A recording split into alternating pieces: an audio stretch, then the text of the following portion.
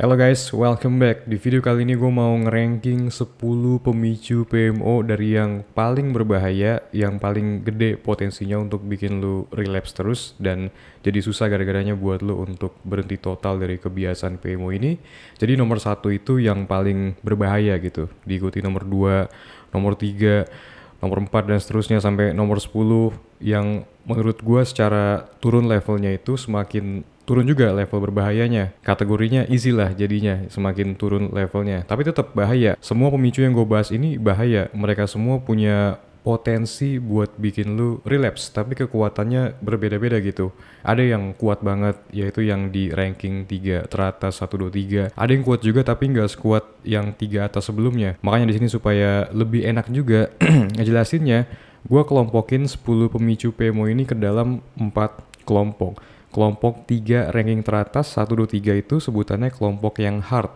3 setelahnya 4, 5, 6 itu medium hard. 3 setelahnya lagi 7, 8, 9 medium to easy. Dan yang nomor 10 itu easy. Sekarang mungkin lu bertanya, Bang, lu nentuin ke 10 ranking ini acuannya dari mana? Acuannya dari pengalaman gue dulu plus menganalisa baca-baca banyak komentar dari kalian-kalian pada selama ini di channel YouTube ini. Gue paham kok setiap cowok pengalamannya beda-beda. Mungkin ada yang gaming itu menjadi ranking satunya, pemicu paling utama, atau gara-gara setiap abis baca manga atau nonton anime. Tapi gue yakin banget ranking yang gue bikin ini itu sesuai sama apa yang mayoritas cowok alamin. Ini mengikuti suara terbanyak gitu. Oke, langsung aja gue akan jelasin satu persatu masing-masing per kelompoknya dari mulai yang level hard, 3 ranking teratas, diikuti level-level di bawahnya. Gue juga akan jelasin juga cara penanganannya tuh gimana untuk masing-masing level supaya lo paham apa yang harus dilakuin setelah nonton video ini. Are you ready guys? Oke, kita mulai dari yang level hard dulu. 3 ranking teratas. Nomor satunya yaitu smartphone, sosmed. Nomor 2, stres, lagi down. Nomor 3, pikiran, imajinasi. Jadi benda kotak berwarna hitam berbentuk persegi panjang yang lagi lu pegang sekarang ini buat nonton video ini adalah alasan utama kenapa lu relapse terus dan terus terjebak di kecanduan PMO. Padahal hati lu, jiwa lu, kesadaran di dalam diri lu pengennya berhenti. Semenjak pandemi COVID kemarin, kita orang jadi makin lengket sama gadget, smartphone, apa-apa sekarang semuanya digital. Dan kita bakal mengarah sepertinya ke dunia yang full digital, di mana identitas kita mungkin bakal full digital juga, berupa avatar gitu di internet. Oke, gue bukan mau ngomongin teori konspirasi di sini. Maksud gue adalah lu harus sadar dulu kalau smartphone itu kayak pedang bermata dua gitu. Bisa bermanfaat banget bagi diri lu atau bisa menghancurkan banget. Contoh menghancurkan ya kayak kecanduan PMO ini atau kecanduan game online, kecanduan judi online, atau scrolling sosmed liatin konten-konten gak jelas yang gak ningkatin hidup lu. Hey guys, sebelum kita lanjut, gue mau ngasih tahu sedikit bahwa ebook terbaru gue sudah rilis, Rebut Kembali Mahkotamu King. Ebook ini cocok banget buat lu anak muda yang udah muak selama ini jadi cowok lemah dan pengen level up menjadi versi terbaik dari diri lu. Isi ebook ini otentik berdasarkan pengalaman pribadi, jadi lu akan banyak belajar ilmu mahal dari jatuh bangun gue selama bertahun-tahun lamanya ngembangin diri di segala aspek. Lu bisa klik link di deskripsi untuk dapetin ebook ini. Sekarang kita balik ke video yang lu tonton. Nomor 2-nya ada stres, lagi down, dan nomor 3-nya pikiran, imajinasi. Ini keduanya tuh perfect combo banget sama smartphone. Lagi stres, lu butuh pelarian, butuh hiburan, butuh sesuatu buat nenangin mental lu yang lagi kacau. Akhirnya buka situs Pron, dapat kenikmatan dari situ, tapi kurang nendang tanpa MO. Lu butuh klimaksnya gitu, akhirnya MO, cerot, tapi enaknya sesaat doang, habis itu malah makin merasa hampa diri lu. Lu yang awalnya stres malah jadi semakin stres gara-gara salah penanganan mengira PMO itu sebagai solusi buat nenangin mental lu yang lagi tertekan tersebut. Begitupun yang nomor 3, pikiran, imajinasi. Dimulai dari rasa penasaran, makin kebayang-bayang di pikiran, makin kuat bayangannya. Dan karena lu gak tahan, akhirnya ambil smartphone buat buka situs kotor, Pron, dan ujung-ujungnya relapse lagi kan. Menyesal. Penasaran itu boleh, bagus kok. Tapi penasarannya bisa gak sih ke hal-hal yang non-sensual gitu? Ke hal yang nambah ilmu lah minimal. Gunakan imajinasi lu untuk ngebayangin versi diri lu yang pengen banget lu capai ke depannya. Bukan buat ngebayangin adegan cewek. Karena ini ujung-ujungnya feeling kan, enak sesaat doang, bukan sesuatu yang everlasting yang berdampak positif ke hidup lu secara jangka panjang. Jadi gimana penanganannya untuk kategori yang hard ini? Akarnya tuh ada di smartphone, lagi-lagi di smartphone. Lu harus sangat strict dalam penggunaan smartphone. Pakai di saat lu lagi butuh aja, buat komunikasi, buat cari informasi, buat timer pas lu lagi workout, olahraga, nge-gym, buat dengerin podcast atau konten yang berkualitas. Kalau lu seriusan pengen lepas dari PMO, lu bener-bener harus keras ke diri sendiri dalam hal penggunaan smartphone ini. Kalau lagi stres jangan ambil HP, lu bisa keluar rumah kayak jalan kaki 30-60 menit tanpa gadget. Ini lebih menyehatkan, lebih menenangkan, lebih membuat lu tidak memaksa dopamin lu untuk bergejolak secara aktif gitu. Kalau lagi kepo dimana imajinasi lu terasa lagi liar, lagi merangsang, juga hindari banget scrolling sosmed atau ngambil HP. Mending lu ngobrol sama orang tua, sama adik, kakak, siapapun itu yang bisa lu ajak ngobrol secara in person, preferably daripada lewat HP karena nanti terpancing juga kan. Terus level selanjutnya medium to hard, ranking 4, 5, 6. Bosen, gabut, gak ada kerjaan, lihat cewek di luar rumah, dan malam hari jam rawan.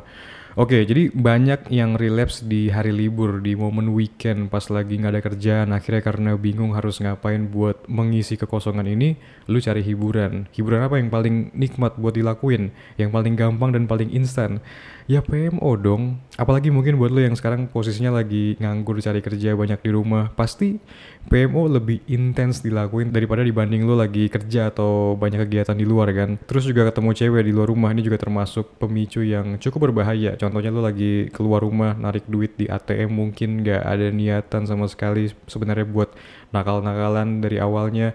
Terus ketemu sama mbak-mbak yang you know what I mean lah, secara body gitu. Akhirnya kepikiran, nyampe rumah kepikiran terus, dan akhirnya buat melampiaskan imajinasi lu yang tidak bisa dikontrol, lu PMO. Yang nomor 6-nya malam hari, jam rawan. Pokoknya tuh ini jam-jam dimana karena tubuh lu udah terbiasa ngelakuin PMO di jam ini, akhirnya hasrat lu bangkit setiap kali lu memasuki jam-jam ini. Meskipun level ini nggak ekstrim kayak level sebelumnya yang 3 ranking di atas tadi, ini tetap berpotensi bikin lu untuk relapse, tapi emang nggak seberat sebelumnya dalam hal cara mengatasinya, lebih gampang sedikit lah. Jadi gimana cara penanganannya untuk ranking yang 4, 5, 6 ini, yang medium to hard ini? Pertama, gabut nggak ada kerjaan di malam hari di jam-jam rawan, itu gimana cara penanganannya? Yang pasti hindari banget main HP, scrolling sosmed, karena nanti pikiran kotor lu bangkit dan endingnya lu bakal buka situs kotor lagi kan, dan akhirnya relapse pasti karena sulit kalau udah masuk ke situs kotor.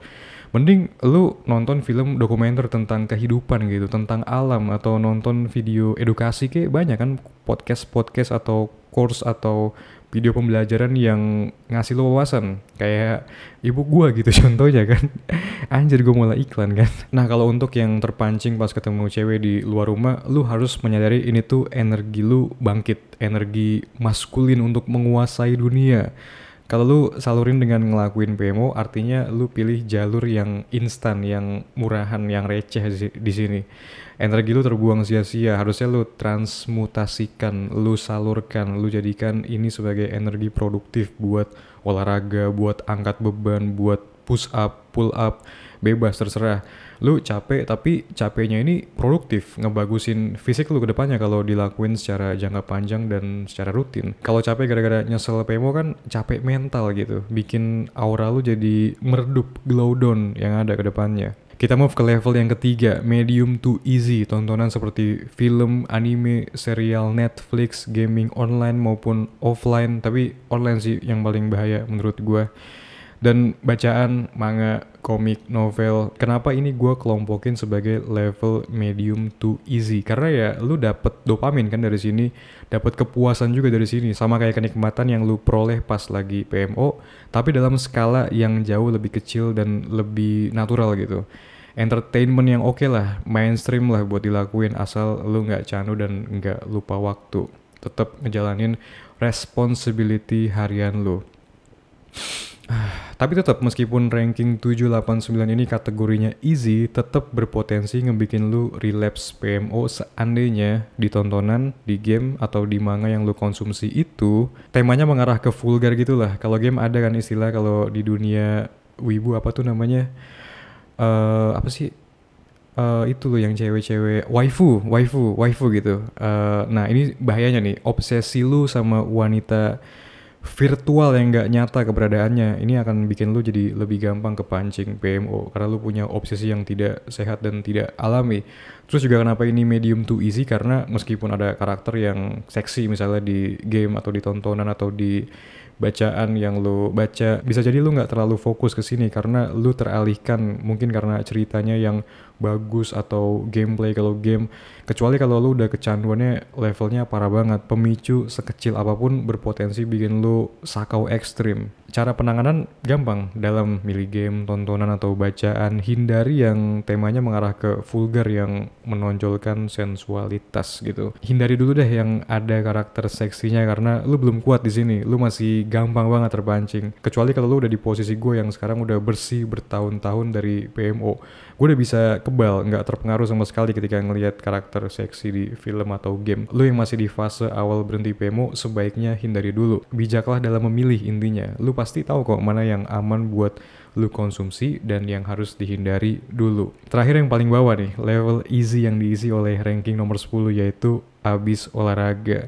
Jadi secara sainsnya gini, abis olahraga itu hormon testosteron kita naik, hormon kejantanan yang bangkitin juga hasrat S3X kita. Makanya lu ngerasa agak horny. Gue nggak mau pakai huruf I di sini. Jadi lu horny gitu kan abis olahraga. Nah, tapi ini tuh horny yang bisa gue bilang sebagai horny yang sehat, yang natural, horny yang bisa lu nikmatin energinya. Makanya menurut gue ini kategorinya easy, gampang dalam hal cara penanganannya. Cukup nikmati aja, enjoy aja, rasain gimana energi lu naik di tubuh lu. Ini efek dari naiknya juga secara temporary, secara sementara hormon testosteron di tubuh lu. Lu nggak perlu salurin ke PMO, biarkan energinya beredar di tubuh lu dan lu akan merasa lebih puas, bahagia gitu setelahnya. Intinya jangan diterusin lu buka HP, lihat cewek di situs kotor atau di sosmed karena lu pasti bakal berakhir relapse nanti. Ini energi positif yang mesti lu nikmati. Jadi meskipun ini paling gampang, lu tetap harus ingat kalau ini juga termasuk pemicu PMO, makanya masuk ke list ini kan. Jadi itu dia 10 pemicu PMO yang gue rankingin dari yang paling berbahaya sampai yang terbe aja yang bisa ditangani secara gampang. Gimana kira-kira menurut lo, apakah ini sesuai sama yang lo rasain selama ini? Kira-kira bener gak sih kalau pemicu yang paling sangat bahaya itu yang ada di 3 ranking teratas karena stres, smartphone, dan juga pikiran yang gak bisa dikontrol? Komen, gue pengen tahu apa pendapat dari lo. Like, share, komen, dan juga subscribe seperti biasa untuk dukung terus channel ini. Kalau lo pengen support gue lebih lanjut, lo bisa dapetin ebook gue Rebut Kembali Mahkota Muking. Ini ebook yang gue jamin akan sangat mengubah hidup lo karena isinya bener-bener berdasarkan pengalaman gue pribadi selama ini gimana ngembangin diri. Lo bisa klik link di deskripsi kalau lo pengen dapetin ebook ini. Kita berjumpa lagi di video selanjutnya.